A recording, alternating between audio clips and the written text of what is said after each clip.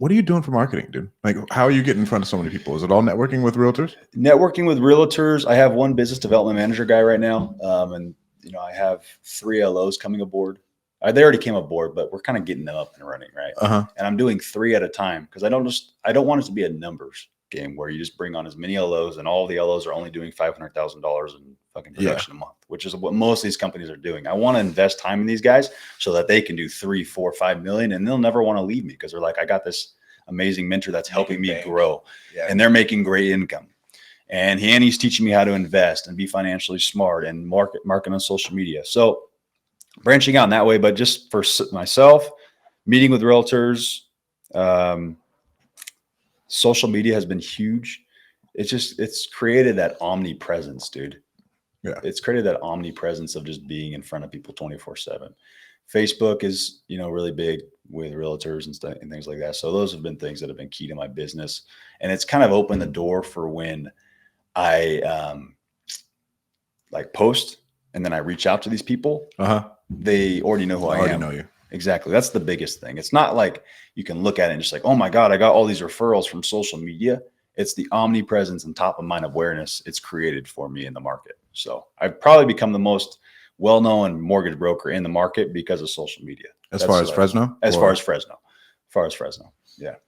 When did you start leaning heavy into social media? September of 2019, actually right when I joined Nexa. Okay. So I joined Nexa September 2019, started that whole thing. And that's when I started doing social media. My first videos, bro, were terrible. I literally was wearing a fucking cardigan, like in a sweater. I go back and I'm just like, what was I doing? I was all suited up. Just wasn't really me. I mean, I was trying to be all like this corporate figure, but that's just not who I am. Exactly. So I've definitely molded and gotten better over the time. Well, that's the hard part about social, bro, is everybody tries to be like all pristine and everything else, where people really just want raw shit. They just want genuine. They want genuine and raw and just be yourself. Mm-hmm. And that'll translate so much more. Absolutely. Yeah. Then especially, bro, if you're driving around in a truck, everybody in Fresno drives around in a truck anyways. Like, that's true. But like it resonates with them. Mm-hmm. For me, I mean, that's because we have to talk to people about social media all the time. Right. And that is the biggest thing, and omnipresence. Yeah. Do you guys have like a certain amount of times you're posting a day or anything? It used to be every single day. Now I'm just really focused on just trying to create really quality educational content. And so even if I post every couple days, I'm okay with that. Because it's like an actual nugget. Exactly. Yeah. Yeah. Whereas before I was just posting like a shitty picture.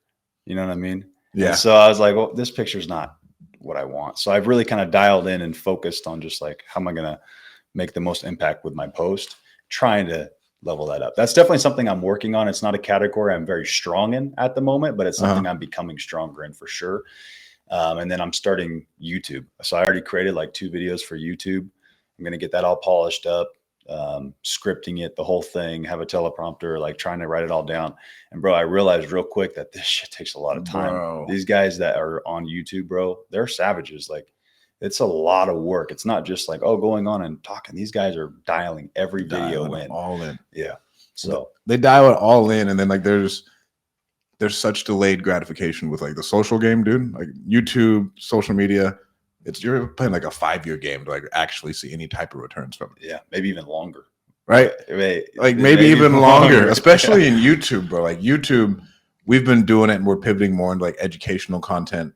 But like YouTube, the podcast, Instagram, TikTok, you can get a little bit stuff faster. Right. But it has been a grind. TikTok's algorithm is crazy, dude. You can post one video and blow up.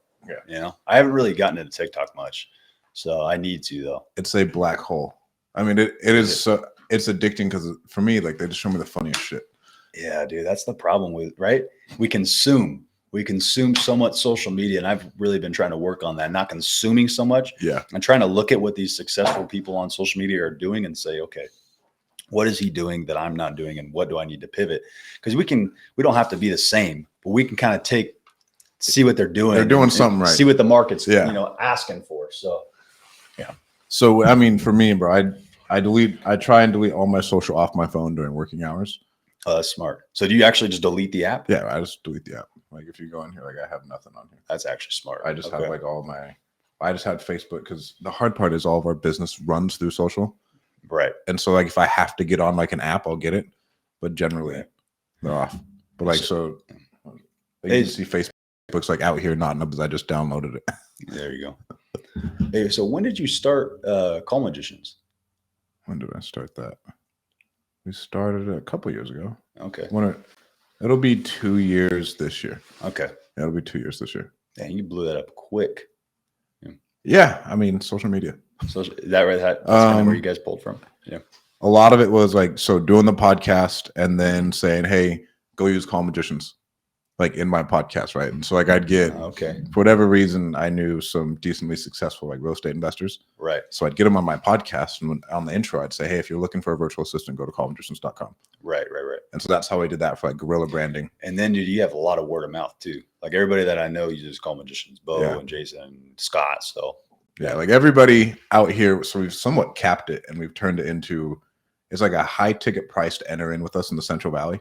Mm-hmm. Just because there's so many of us, we don't want to dilute it. Right. So like now to like work with us, it's like 15 grand up front if you're in Fresno. That's beast. Right. I mean, but it makes it easier so we can all keep getting deals the way we want to get deals. Yeah. And then you're going to get clientele that are dead serious. Thank you. Like I deal with people who are like ready to go. They have the money. They understand the investment. Like they get the whole thing. If they generally, if it's, we don't really even work with new people because like they just don't get as far as they see money as just spending money and they don't get the fact that it's investing yet. Right. Like marketing is really just investing.